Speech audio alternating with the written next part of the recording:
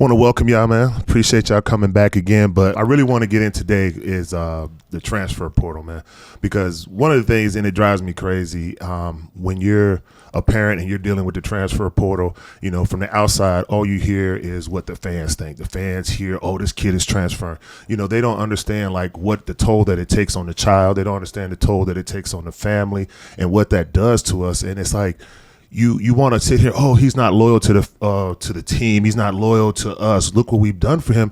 And it's like, no way. And that's why I really wanted to have y'all on here, because your son went through it, transferred, ended up at ASU. He's about to graduate. You got a young son just coming up in all this in high school, and all this stuff. People just don't get that. They think you hear about all these millions of dollars, and that's great when you're a quarterback, wide receiver. But when you're that middle area guy where you're a projected starter, you don't have all the limelight that everybody else does. It's just like, well, why is he transferring? They don't understand like that toll that it takes. So I just really want to kind of get started with you, because you're kind of the old head when it comes to this, and you've already been through it. Yeah, it was very difficult. Yeah. Very difficult. Carlos and I had a conference call.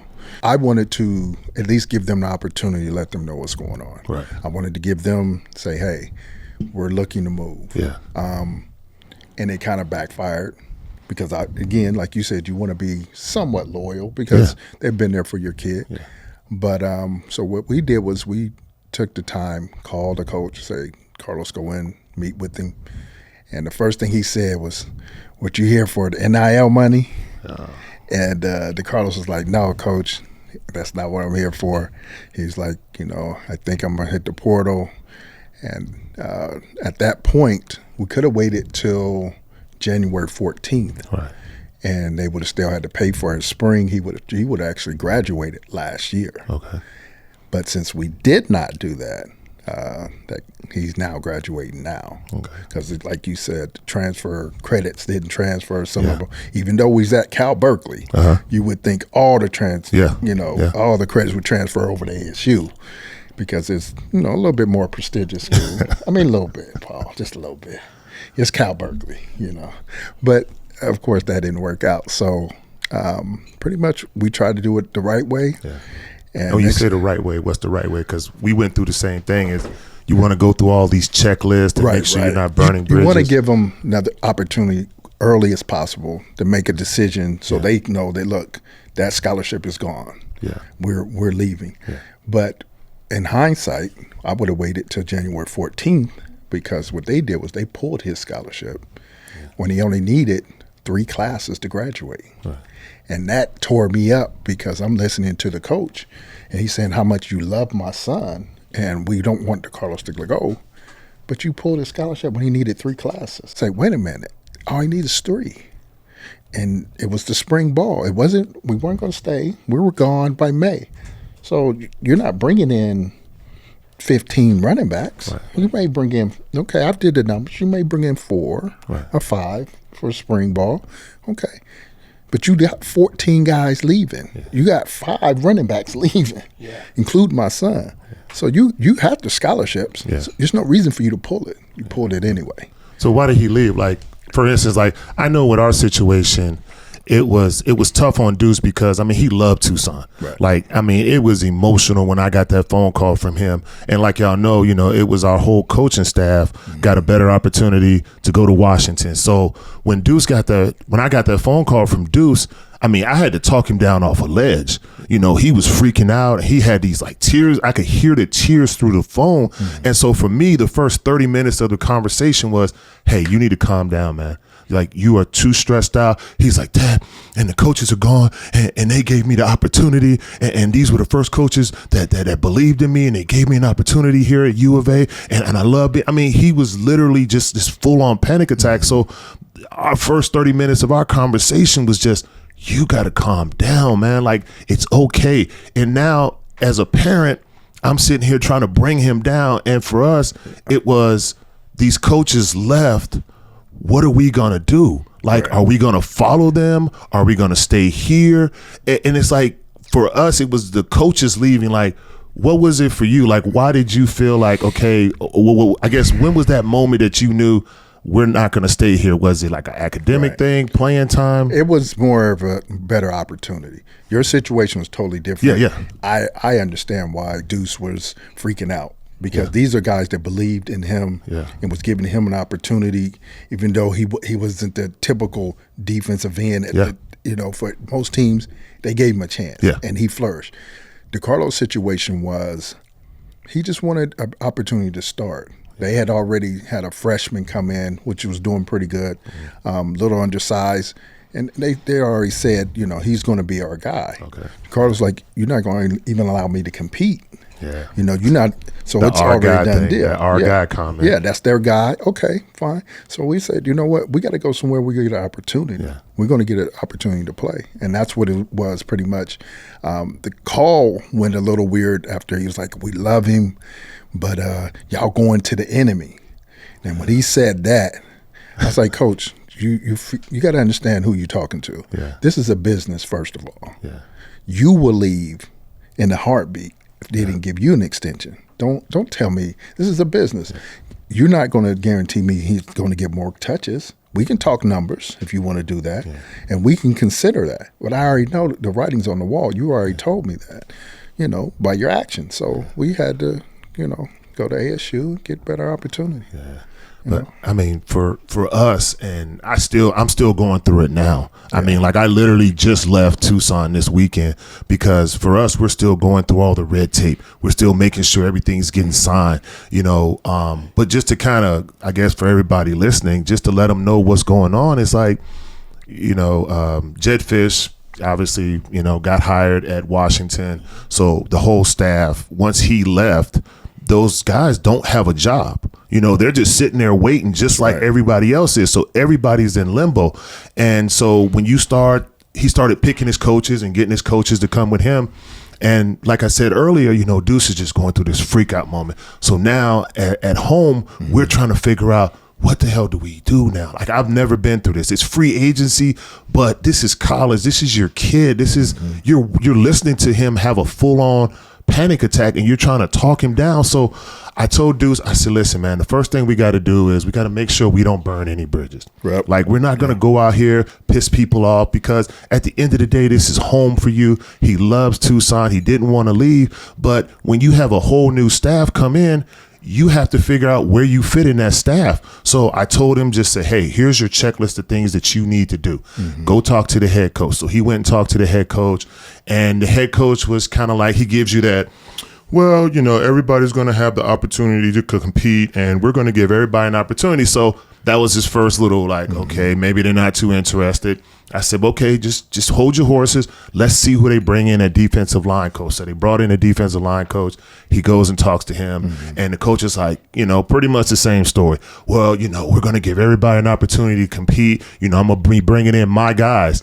And that's a buzzword immediately. My guy. It means that this guy I'm bringing in, I'm going to give him every opportunity I can to succeed. I'm going to give him every chance because I know him, I trust him, I believe in him. He's a guy that I want to be with me and that's going to help me be successful. So as we just went down the checklist, it became apparent as we kept going that, this is probably not going to be a good move for you. But in the back of my mind, I'm raising a young man, and not just for football, but for life. Like, don't burn your bridges. When you're in the corporate world, do things the right way. Go about things in a way that if you have to come back to this, people will be like, well, when Deuce was here, he handled himself the right way. So it was, as he talked to different coaches, he started getting the idea, and he started to get the feel that they really don't want me. I don't feel wanted. And now we're in a situation where I have to decide, do I want to step out into this portal? Do we want to do this? Because you don't know. There is nobody reaching out to you and telling you, hey, we want you. Those are the guys, the quarterbacks, wide receivers that are making the millions of dollars that everybody thinks that all these kids make. And that's just not the truth. And so for us, we were out there and we were thinking about it, and the portal was part of it. And we're like, man, I don't know. And this portal, and we just kept trying to wait and see. So like for you, once you decided to go into the portal, like, what did you do? Like, well, the biggest thing was for us was you're leaping out on faith. yeah, absolutely. That's what you're doing, right?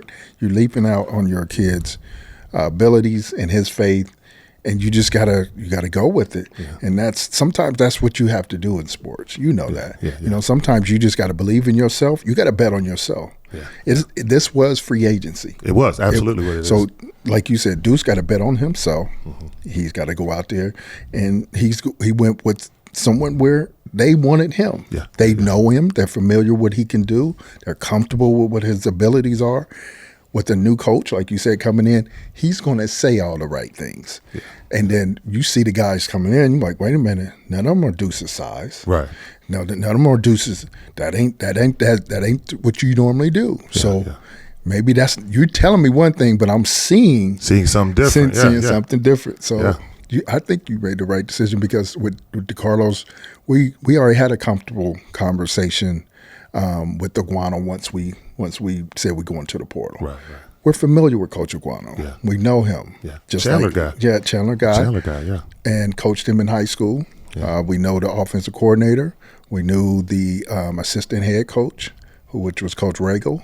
So a very comfortable feeling, and the head coach. We knew him. Yeah. He recruited him to Memphis. Yeah. So it was a good fit. Okay. Now, Paul, you went through something similar. Your son's a high school player, but you had to go into, like, how am I going to make the best decision for my kid? Like, you know, that's the beginning stages that people don't understand how stressful this is. And when it starts for these kids, I mean, it starts as young as high school for you.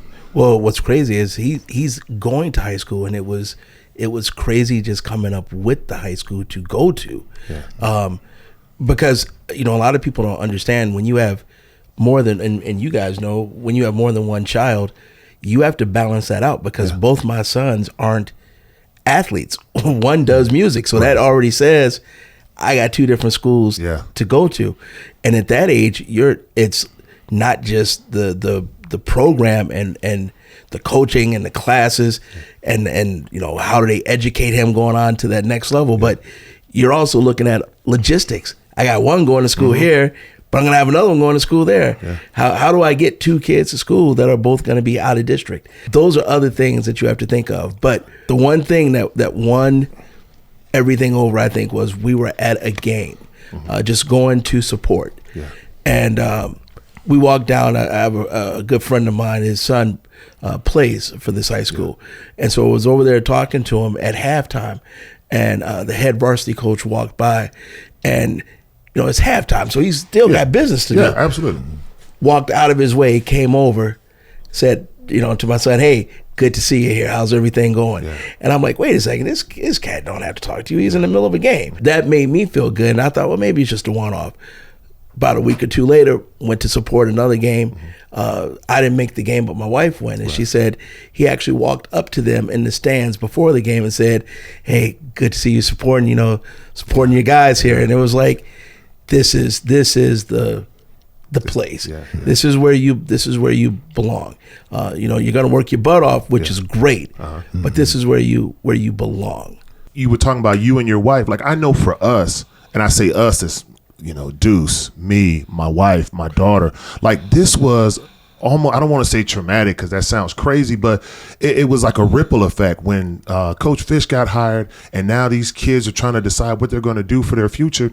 As parents, after I got off the phone with Deuce, I'm talking to my wife like, what the hell are we going to do? Yeah. Like, I've never been, I started to freak out because now, like you said, it's I don't know what's going to happen. Like, you think you're secure. My son is here. He loves Tucson. He's enjoying his college experience. You know, he's having all the great stories like we all share. And all of a sudden now that's been ripped away from you. And now you have to make this adult decision of, where do I go? What's the next step for me? And as a family, you know, I have to pretend like, okay, I got all the right answers. But as soon as I get off the phone with him, I'm looking at my wife like, what the hell are we going to do? Like, you know, like, we don't know if anybody wants him. How is this going to affect his school? Like, because once you step out there, you no longer have a scholarship, like you were saying. Like, you're stepping out into the unknown, and you're hoping, because nobody can talk to you for like a 24-hour period until everything clears. So how did that affect you with your family making that decision? How did it affect you? Because I know for us, it freaked me out. Like my wife, not only dealing with her son freaking out, but now you got your husband freaking out because I'm like, I don't know. What do we do? What do we do? Well, here's the thing. We wanted his input, but he's at that age still where we could say to you, this is where you're going. Right. We also know that if you just say that, they'll do it. But if their heart's not in it, so you got to come up with that baseline, that balance. Right. So we actually gave him time. Yeah. Believe it or not, we gave him time. We said, hey, look, these are the options that you have. We talked about it. Look, this is how many people are playing at your position. That makes a difference. Mm-hmm. This is how many people they have, that are graduating. This is how many people they have coming back. No matter what the reality is, this is sports. Yeah. If you have 17, 18 guys playing your position, you make one mistake, coach goes, next. But next, and you might not never see the court. You might never see the court, and it doesn't matter how good you are. Right. If there's no real relationship there, coach doesn't care about this. May have been my off days. You had your one shot to shine. You didn't, for whatever reason, you didn't. I'm going to go to the next dude, and your time may not come back around. And so, if there's no relationship, and I've always prided myself in my life, and everything I've done is build good relationships. Absolutely. And if you're building a relationship before you even get to a place, and it feels comfortable to me, that's telling you something. Plus, look, high school sports, I hate to say it like this, but you're not married to anybody. If something goes wrong, you may have to leave. We don't want them to leave. That's not how we're going into it. Right. But you may have to leave. That's just life. Yeah, absolutely. Yeah. And I can answer. My situation was a little different, but I think the biggest mistake I made was I'm sitting there with my ex-wife, and I'm sitting with DeCarlos. They're expecting me, because I did all the research. Yeah. They expected me to make the right decision. I was like you. I don't want to burn down no bridges. But then this is chess, right? Yeah. So I did my research. I said, okay, last year was the first year of the portal. Can I allow 2 players to transfer? They graduated in the spring. They allowed them to finish. Yeah. And they moved on. So I'm thinking, okay, that's how the thing works. That's how they're going to do this year. Let them know ahead of time. I could have played the game and waited to January 14th, and then they couldn't have taken his scholarship. He could have graduated. We could have went out. Yeah. But that would have messed them up because we could have waited. We would have waited, even though knowing in December that we was going to leave it. Right? Yeah. So I did it the right way. Thought it was the right way. Thought you were. My ex-wife was like, we listen to you, and they pulled this scholarship. Yeah, they still your fault.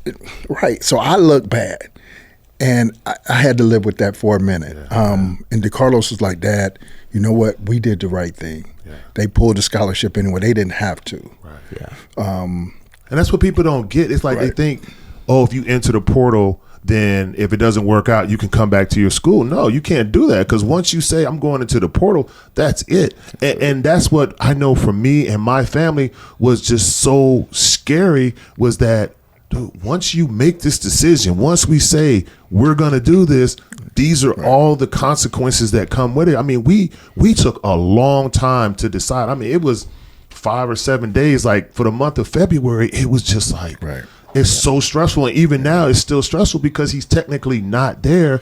And it's like there's so many things you have to deal with. Like once he decided, and he talked to the head coach, he talked to his position coach, he did all the checklists. He did everything, that we would teach them to do. Like, don't burn your bridges, be respectful, do the things the right way. And he was getting, I don't want to say stonewalled, but he just wasn't receiving what he felt like. I'm comfortable staying here and I want to be here. It was, we're a new staff coming in. It's just like somebody, leaving for a job. You got a guy that brought you picked you up out of college. He loves what you did, brings you into the job. And now all of a sudden your boss gets hired somewhere else and for a better opportunity. Do you leave? Do you stay? Because now you got a new boss coming in. And so for us, it was just this, week-long process, because even once we decided, he had talked to the D-line coach and he heard the the red flag of my guy. He knew right away, okay, Dad, you've talked to me about this, my NFL experience. He was just like, okay, I get it. I understand where this is going. So he got into the portal, and it was just like all of a sudden they were so focused on this top tier guys, the guys that are going to keep your team together, which I totally get that. You have to do that. But that second level of guys who are going to be your starters, potential starters, you're not really focusing on it. You think nobody really wants them. We're good. We're safe. Right. And so once he made that decision to say, I'm going into the portal, it's supposed to be they have 48 hours to get all your information out there. I mean, they held him up, and not just him, but other kids that were transferring, they held him up for like 5 days. So now here comes other shiesty stuff. And then along that process, it's like now coaches are saying things like, for instance, I had a coach that a parent called me and they said, I thought Deuce was entering the portal. Well, yeah, he's in the portal. What are you talking about? Well, I'm hearing from such and such that he's not going to be in the portal. So I called him freaking out like, bro, you told me that you were going to do this. Why in the hell am I hearing about you're going to stay? And he's like, no, Dad, that's a lie. And I'm like, a lie? Like, you're like, coaches are lying? I know exactly what you went through because I had a similar situation. What was happening was coaches did the optics, right? They didn't want all the players leaving at one time. It made the school look bad. So what happened with the Carlos situation, they had 5 running backs leaving out the room. That looked bad at one time. So they was telling other running backs, oh, Carlos is not leaving, and this player, he's thinking about it. The optics, that's what they were concerned about because it makes it. My situation went a little further. Because of Carlos only needing 3 classes, I had to talk to the dean. I had to call the president of the school because this is Cal Berkeley we're talking about. Right. You pulling a scholarship for a kid that only needs 3 classes to graduate, and you got the scholarships now, but your coach, the head coach, was in his feelings. He told me, he was like, I don't like the way this looks. He kept saying, when I love the Carlos, he said it one more time. And I said, look, man, if you love my son, you would not pull the scholarship for three classes. So don't tell me you love him. Yeah. I said, you would, if I love someone, you don't do him like that. Yeah. I said, I know you don't have kids, but you never do something like that. I said, don't tell me you love my son. Yeah. So I listen to y'all, man. I just laugh at the situations because they love what someone can do for them. Yeah. They don't necessarily love them. Now, there are coaches where you go through and there's a certain bond that's built and they carry it through lifetime. But if we're being honest, there's 115 kids there. And so when they say, I love this one, but there's a feeling that you get. Yeah, right. It's like, no, you love what they could do, not them. You love the way they make you look. You love the way they, I always get a chuckle out of that with coaches, just because you can't love everybody, right? But you could be in deep like, right. you could, right. But I've always found that when you're honest, it goes a long ways. Absolutely, and I think that because coaches do so much posturing and worried about, like you said, the optics and it is, how hard is it to just tell the truth and say, look, here's the deal. We're going to pull the scholarship if he goes. That way you know what you're facing.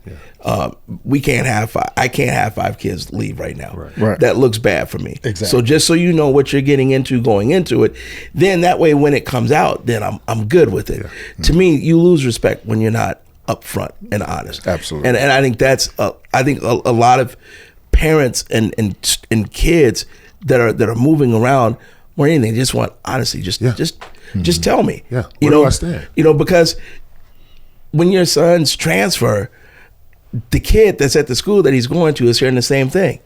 Yeah. I'm bringing in my guy. Yeah. I'm bringing my guy in. Right. So you're going to a better situation where someone's comfortable with you, but be honest. Yeah. And to me, that goes down to Pee Wee football. That's telling parents, or Pee Wee basketball, telling parents, your kid may need to dribble more than 5 minutes a day if he wants to get better. Don't lie and say, oh, I can see the potential. No. There ain't no potential. But you don't want to upset people. But you have to. Yeah. Now, because it is a business. Well, it's always been. Let me rephrase that. It's always been a business. The workers now just get to benefit off of the business. So I think that's what's changing everything. Yeah. You know, I just to kind of go back because we're still so fresh in it. I think one of the things that, you know, as a father, as a parent, like that really set me off, and you know, and forgive me for some of the language I may use. You know, once they realized that he was dead serious and he was set on leaving, they called him, and I say they, it was a GA, I think it was D-line coach and an offensive line coach, and they called him in a room, and this was maybe the day before he was going to actually enter the portal and things were going to be official, and they brought him into a room, and they're showing him the weather in Seattle. You know, kind of like, hey, you know, look at the weather up there. Look at the weather here at Arizona. So, you know, in his head, he's kind of like, okay, well, what's that mean? And so then when that didn't work, it was like they pulled up Michigan's roster and they started showing him, well, look at this offensive tackle right here, 6'5", 330, 6'6", 310. You know, they just going down the list. And so at this point, he's just like, now he didn't say this to them, but in his head, when we talk later, he was like, Dad, they were calling me soft. And he was just like, I said, yeah, that's pretty much what they were doing. And so I remember getting that phone call that night, and he was just enraged, and he was like, I can't believe this. After everything I've done, you're going to sit down now and say that I'm not good enough to go to this team or play in this division. You know, oh, stay right here in the Big 12. You'll do fine here, but don't think about being better. Don't think about being the best that you can be, because look at this size. Look at your weight. And it was like, I guess for lack of a better word, it was like body shaming. You know, you got a kid who the only knock on him has ever been his weight. You know, he's got to gain weight. And I know people hear that and they like laugh because it's like, oh, that's a good problem to have. But I could show him how. I could show him too, right? You know? But it was just like, it hurt me to hear you basically call my son soft and say he doesn't belong. And that just, I mean, the things that I said that night, and I just remember it was me and my wife, because I got off the phone with him again, and so my wife is on the phone with me, and as I'm talking to him, I'm saying things, and she's just right there in the room with me, like, "Hey, bring it down a little bit, like this is going too much." But it's like you're telling this kid he's crap.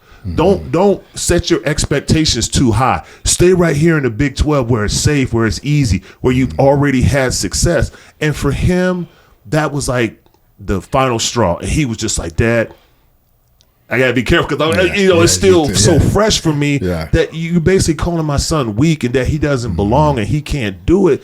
So it was once that was the final straw, and he was like, Dad, I'm done here. I can't be in a staff that looks at me like that. Like I'm good enough to play here, but you don't think I can play anywhere else.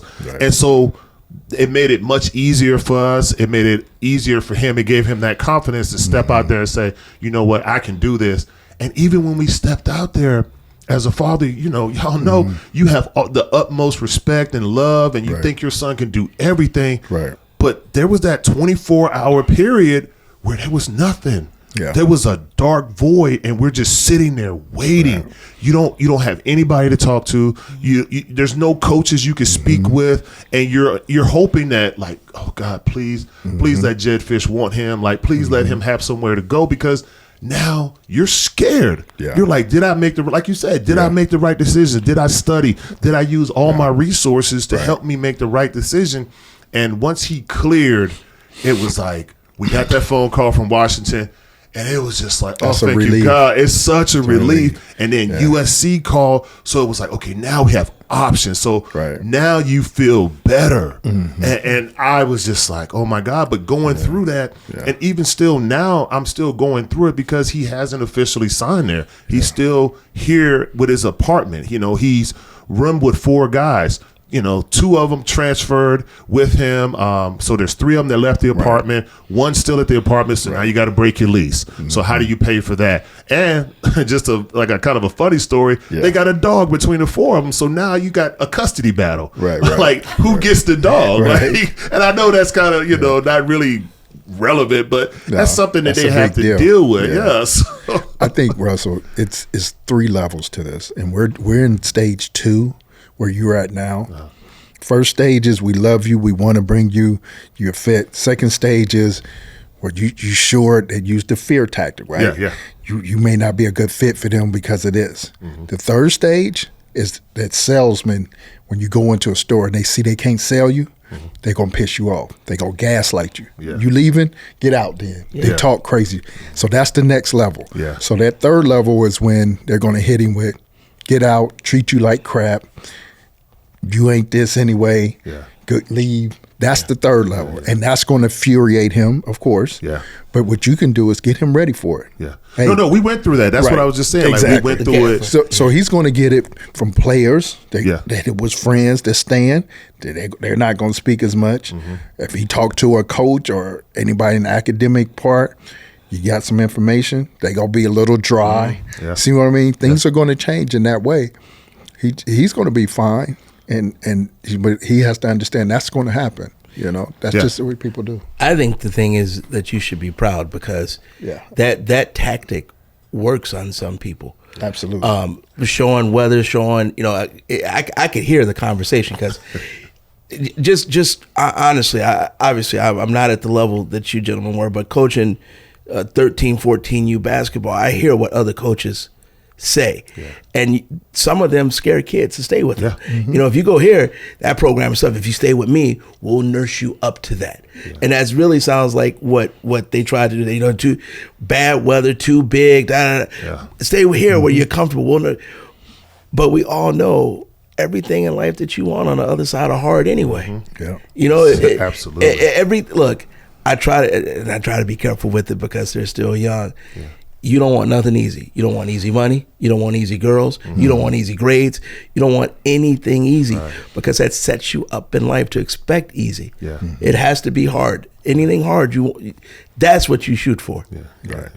And it's, I remember once everything was finalized and he cleared the portal and he had 2 offers from USC and he had Washington. And, you know, in my mind now, I'm like, okay, good. We have somebody wants us. And so when we finally got that trip to Washington, it was just like what sold me to not even worry about going on another trip was, like you said, the love that they showed my kid. It seemed genuine. Not like we're going to give you everything, but we have a plan for you. This is what we want to do for Deuce when he gets here. Here's what we see him doing. Here's the kind of player.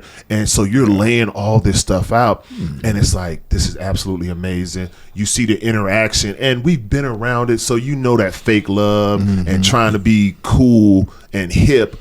It was a genuine, like, man, Deuce, we missed you, and we're glad you're here. And for me, it was almost a given that night, like, dude, you're going to sign here, right? Like, this is what you're going to do. And so when we were at Washington, it was just a great trip. And one of the things that he said to me, like after we got back, or either when we got back or when we were there, because we talked so much, you know, because like you say, you're on this visit and it's a business meeting and it's a business trip and everything, you're discussing everything that happened. So they said this, they said that to you. And I remember he said to me, he goes, Dad, you know what this whole trip has done for me? And I was like, no, what? He goes, it shows me that I'm a better player than I thought I was. You know, I was playing at this level and this is where I thought I was. This is the you know, the max of who I thought I could be and what my potential was. He was like, but to now get offers from 2 schools that are going to be in the Big Ten, you know, USC, Washington. He said it really broadened my perspective of who I am as a player and what I can do. And for me, that was so great for him to hear that, because we as parents, we can see a kid's potential. We know what they can do. But until they can see it and open up and say, you know what, I can do this. And for me, the trip was very much pat on the back. It was an ego stroke for me because everything I had told him, he's like, yeah, Dad, I understand. You know, I should have done this. I said, hold on. I'm pulling out my phone. Like, say that again. You saying Dad's right. But, you know, for me, it was just, and I'm like, I just keep going back to, we're still going through it. And it's like, now I got to drive down to Tucson. I got to get his stuff that he can't take with him. Right. I got to help him with the lease. It's so many things that people just hear about the money, and you're not being loyal to your soil, or you're not being loyal to this team. And you're like, y'all have no idea what these kids go through, right. what these parents go through, how it affects the family, you know? And it's like, you really need to get over yourselves, and it's not about the university. Now, you hear about that 1% of kids making millions, but these kids want to make a better opportunity for themselves. They want to give themselves an opportunity to play somewhere where they can maximize their potential. Absolutely. Right. Yeah. So that just drove me crazy about that. But now I want to ask you this. So was your son, did he have a girlfriend or somebody special? Well, the good thing was at that time his girlfriend was already at ASU. Oh, okay. She was already in Arizona. Okay. So, but ASU really did a great job. Coach Aguano reached out as soon as we hit the portal. He's like, "When is DeCarlos coming home for Christmas break?" Yeah. And I told him, "Well, he's flying in. I think that Monday he was flying in." He said, "Don't even go home. When you pick him up from the airport, come straight to the stadium." Wow. So I'm like, okay. So I pick him up from the airport. We go straight to the stadium. Right. They waiting on us. We take a little tour, and we sit down and go to business. I'm observer first. Yeah. So yeah. I'm sitting in there, running back coach, head coach, Coach Rago, who was at Cal Berkeley. Yeah. He was there. And so he had 3 coaches that actually coached him. Yeah. 2 from one from high school, 2 from Cal Berkeley. Okay. So they were comfortable with him. They knew him. I just sat back and just listened for about an hour. Yeah. And hear what they was going to do. And then we took a day, think about it, meditate on it. And he said, "That's where I'm going." So. Yeah, that was... That's right. That's right. That's right. You would have to throw that out there. I have to admit, Colorado called Really? late. Deion called late, and Oregon called late.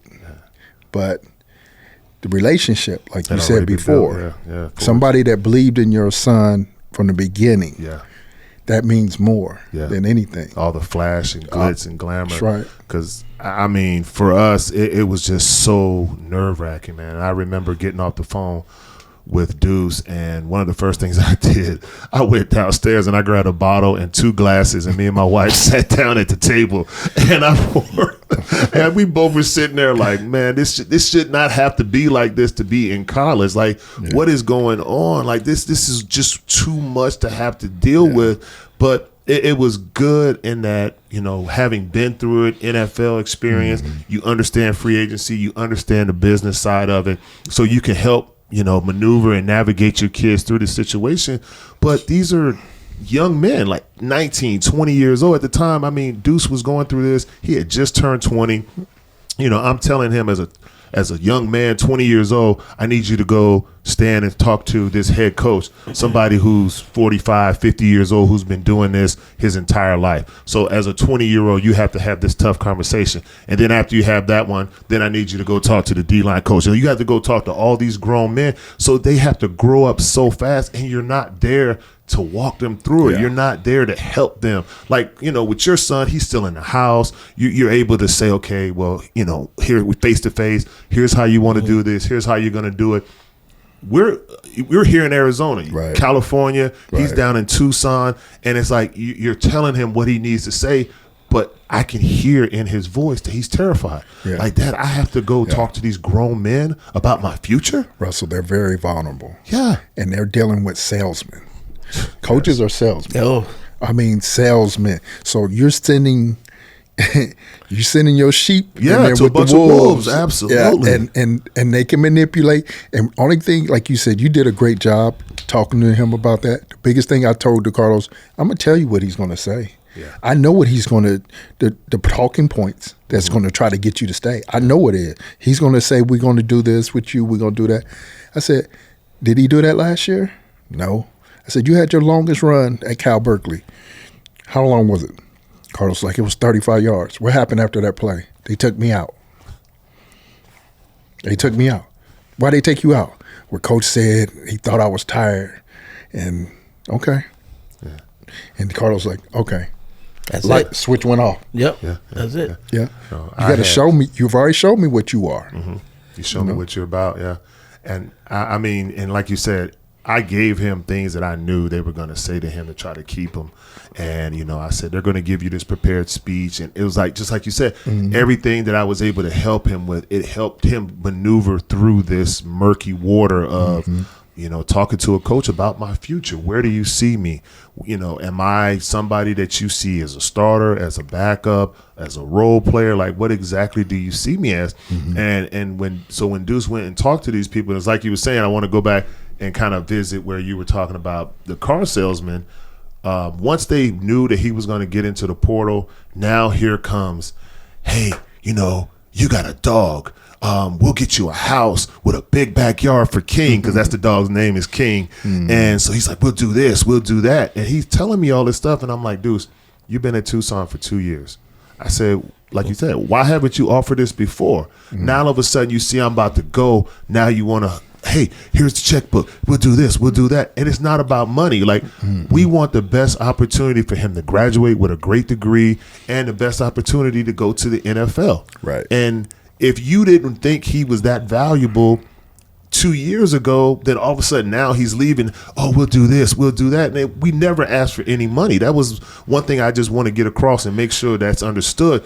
Money was never even, we never thought about, well, if we come here, you know, I need $100,000 or I need this or I need that. We went and we listened. Like you said, we're observing and taking notes on everything that's being said, and it was just a better move. It was just a better opportunity for my son. And as a parent, I'm going to miss him being so far away. But this is part of his growing up phase. This is part of him becoming a man. Absolutely. Here's what's crazy. I think that should be inquired. To be honest with you, I Right. think the money should be inquired because every dime that a player doesn't get in NIL, that's a free royalty for that school. That they're just passing it on. The collective is just passing it on to someone else. So why not get what you've see? Unfortunately, you guys played in an era where the coach could determine all of your outcome. Absolutely. And if I'm wrong, I apologize for being wrong. no, right. But you couldn't transfer without losing a year. Yeah. Some conferences you can't even transfer in conference. No. So they controlled everything. You piss them off, you ain't playing. You doing this, you gotta wait. You know what? I have another kid that's coming in. I want to see what he looks like. If he looks like crap, then I'll give you your shot. No leverage. So you had nothing. Yeah. I think now I like the fact that these kids have leverage, and not only do I like the fact that they have leverage with the NIL and the portal, but I think it prepares them, especially, and like you said, I'm not talking the top tier, but what if you are a 4th rounder? What if you are a 5th rounder? What if you are an unsigned free agent? You now have negotiations in your background. You now know that there may be other teams that want your services, and so. When money is brought up, I don't think that's a bad thing because it's out there and it's going to somebody. Why not you? I can tell you my story on that. As like I told you, at the end of that meeting with the head coach, running back coach, I was quiet. I wanted to see if they was going to bring up NIL. Because if you say you want him, you got to put your money where your mouth is. If he's going to play for you, unfortunately, this is the nature of this. Do you understand who gets all the opportunities? The person that pays the money. Okay, so how do you see my son fitting in, Coach? Well, he can be number 1 or number 2. Okay, at the worst, he's number 2, which means he's going to play, right? Yeah. All right, that's fine. I understand NIL's there, collectibles. I'm not expecting my son to be number 1 or gets all the money. But he should be in that top tier. If he's not in that top tier, that's going to tell me he's not going to get the opportunities. That means you think he's at the bottom, so he's not going to get it. So he should be in the top tier of the collectibles, NIL collectibles, how you ever want to say it. He should be in the top tier. See, honestly, I know you. That's uncomfortable. It's different for me. I know, Russell. We had that conversation. Yeah, we've talked about it a Russell, lot. It's uncomfortable, but again, you know sports. You got to be okay with being uncomfortable. No. But and that's a business move. It like is. Paul's saying, Yeah. that's business. You have to know your worth, and if they say your worth is high, Yeah. then you have to put the money behind it, or he will not get the money. He will not get the opportunity. See, and I view that for Deuce anyway, and I'm only speaking for his situation. Deuce has been, for lack of a better word, a career backup. Mm-hmm. Do I know what he can do? Yes. Do I think he can play at a high level? Yes. But like I told him, I'm like, bro, you got to look at, we're going from U of A to Washington. You've been a career backup, and they see so much in you that they're willing to say, we're going to take a chance on you because we know what your upside is. So we're going to bring you to a bigger platform, a bigger program. Opportunities for NILs are bigger here than they would be in Tucson. So for me, those were the things that were important to me because I knew Deuce had all the potential in the world, but potential just means you ain't done nothing yet. Right. That's just what that. I mean, let's just be honest. When somebody tells you got potential, that just means I see something in you. And I'm like, you don't see very often a kid go from a Division II to Power 5, FSU, Texas, Alabama, unless they really see something. And for me, I'm like, I just feel like once you start chasing that money, you never stop. Let me give you a situation scenario, and you will understand this.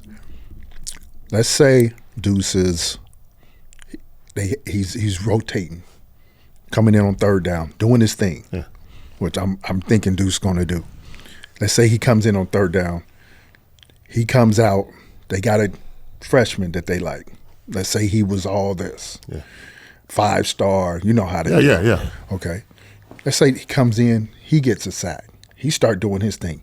Him and Deuce are playing at the same level. Yeah. He's a freshman. Deuce is not. Deuce is a redshirt freshman, redshirt sophomore, whatever, right? He's the 5-star. They've talked to him about getting money because he was a 5-star, okay? Who you think will get more opportunities? They got the same sacks. I don't agree with that, man. Okay, I'm going to tell you what. I'm just going to – I know you don't agree with it. What I'm going to tell you is they're going to give the guy that they promised the money the more opportunity. Okay, I see that, but it goes sense, back Paul? to, once again, like I was talking about, if Deuce is balling and he's getting the sacks and he's making plays, I just feel like that money – and this is just my mindset, and I'm old school. I just think when you start introducing that money, it just corrupts it. And like you said, unfortunately, this kid may not be better, but we just gave him $100,000 versus giving Deuce the bare minimum. So financially, we have to put, and I don't like that. I like the best player playing, and I feel like when we went there, when we made this decision, it was financially, there were better opportunities going to Washington. Just overall, just stipend was better. The opportunities to make money was better. So I'm betting on, like we talked about, I'm betting on Deuce that he's going to go there and he's going to bust his ass and he's going to do what he needs to do to be that guy. Right. And you just set yourself apart to where I'm so good, coach, you can't take me off this field. But here's the thing, though, and this comes from me talking to a coach, and I'll leave his name out. Mm-hmm. If you recruit a 5-star player, you have to re-recruit that 5-star player. So if I have to re-recruit him and I'm paying him already, that collective is saying to me, hey, we gave you $50,000 for him. Yeah. Even if you're going to not play him a lot, I need to see more to know if I need to give you more money next year. So it's not always about who's playing better. When you got those people in your ear saying, hey, I forked over a lot of money. Now, if they suck, they suck. Yeah. But I got to see it so that way I know where to put my money. And both you gentlemen played in the NFL. Right. If a round one quarterback sucks, he's going to get opportunity after. So look, and even ones that don't suck. Baker Mayfield, and I'm not picking because I think Baker's a good quarterback. I think you are picking, but okay. No, I'm really not picking because I think he got put in a bad situation with the coach that shouldn't have been the head coach to begin with. Right. So he goes through 3-4 OCs and head coaches. Well, he's a first-round pick, so he gets another shot. Yeah. Then he gets to L.A., he gets another shot. Then he gets to Tampa, he gets another shot. Yeah. If he's picked in the 5th round, is he going to get that many tries to be a starter? Same thing. Unfortunately, it's the same thing in college now. If I'm paying for that 5-star, he going to get more of an opportunity for my money than someone who, even though I may like him equally, I had to pay for this one. What I'm saying, maybe I can say it differently. No, you were fine what you said. Russell, when Deuce get his opportunity it's like he's making an incentive package. Yeah. Let me put it in an NFL scenario. Okay, you get the minimum. Yeah. But if you ball out, Yeah. we gonna get you an incentive package to make X, Y, and Z. You get 10 sacks, you overexceed, we got to up your money. Right. That's all I'm saying. No, I you get have to that. put that contingency in there, and I hate it like you do because the best players should play. And No matter what. unfortunately, it's a business now. Yeah. When money is involved, unfortunately, you got to stick out there and you got to say it. Because if you don't say it, they're not giving it to him. No, I get that. Now, if we come to a point like after this year or whenever, let's say he does reach those crazy numbers, then okay, now we have a different scenario. Now, hey, look, we've been loyal. And I guess loyalty means a lot to me because, he was an undersized defensive lineman coming out of high school. Nobody really gave him an opportunity. So here it is. This coaching staff believed in you, and they said, we want you. For 2 years, like he talked to me during this whole process of, Dad, I believe in my coach. My coach believes in me. I feel like he's helped me develop to be the player that I want to be. So that loyalty meant a lot to us. Yeah. And you don't get that often with coaches. So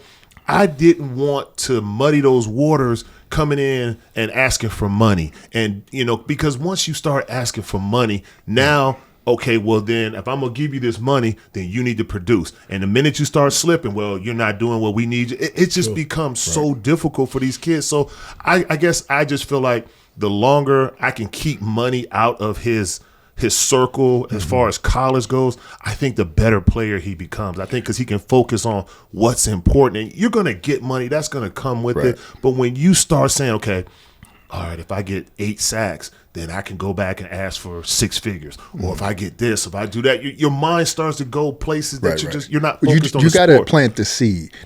Like you can't ask. You can ask for it, but you have to plant the seed that, hey, I know how this works. Yeah.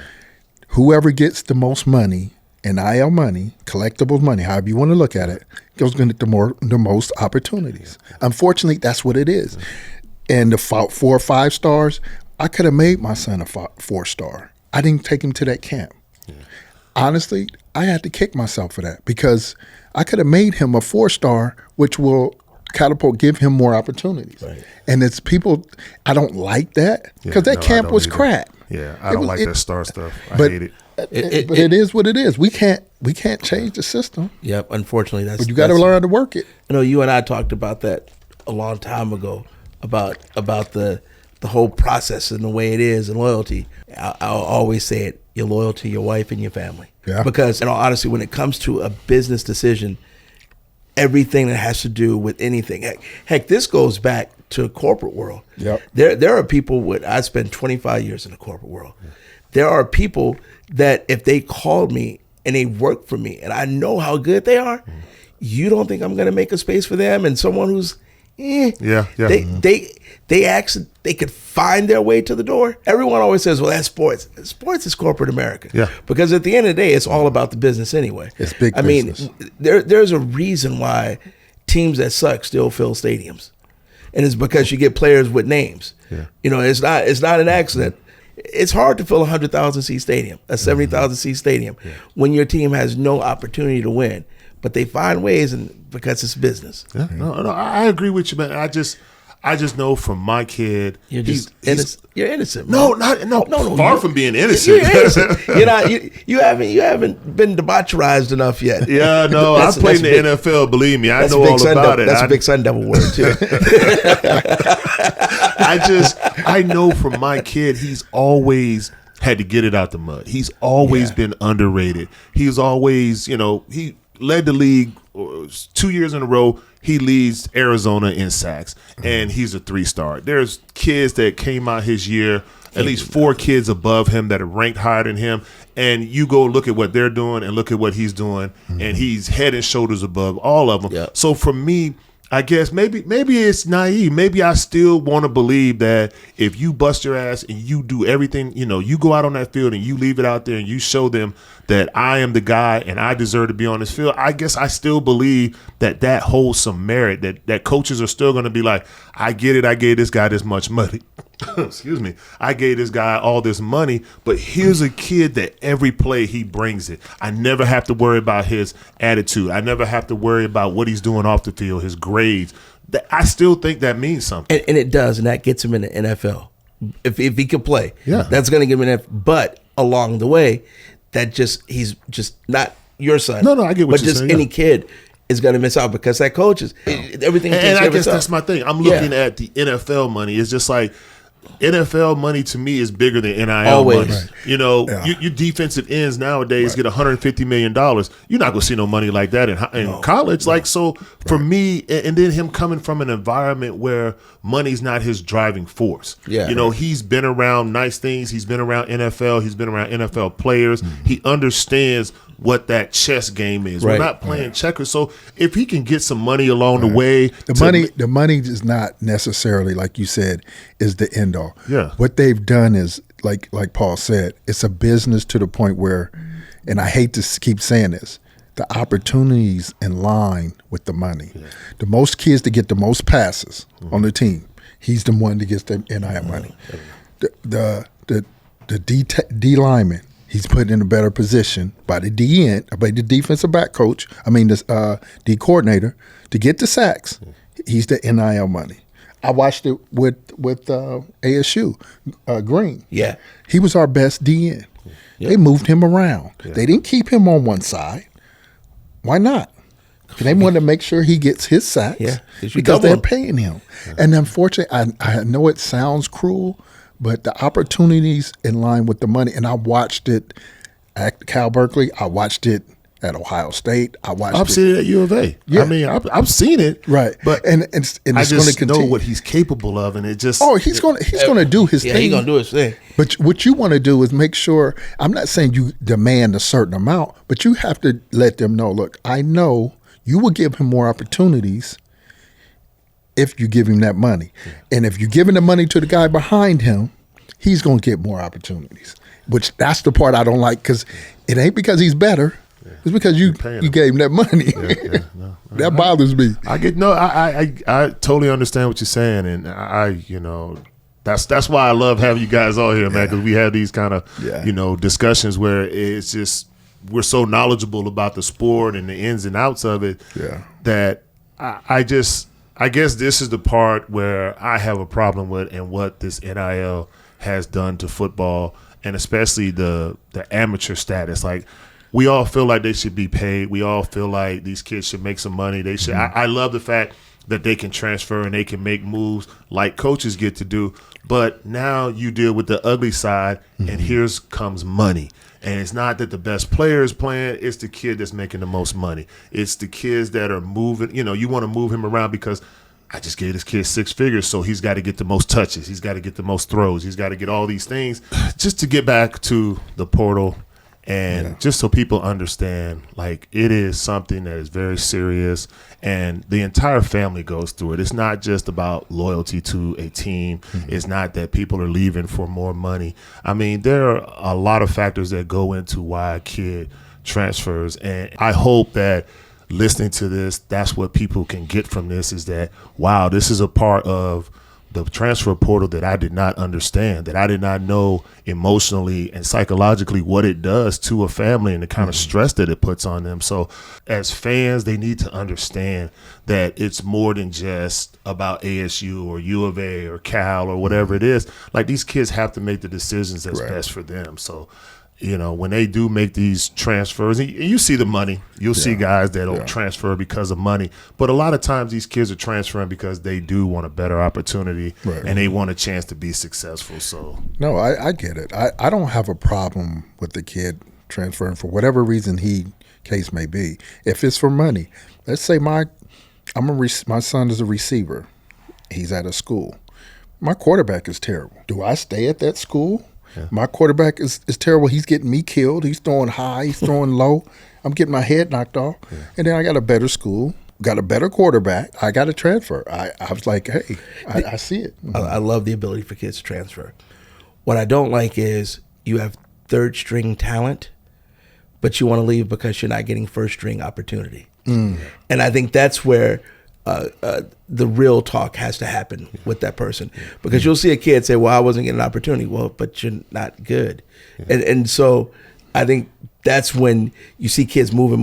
Well, if you didn't play here and you didn't play here, and now you're in, Division III, didn't reality tell you maybe you're not D1? So I think those are the conversations that I think need to be had. Not the kids that are coming up to D1 that got looked over and transfer, but the ones that are going down to play. Well, look, man, I appreciate y'all coming on here, man. As always, we can go on for hours and hours talking, man, but it's always a pleasure having y'all on, and I appreciate y'all coming back.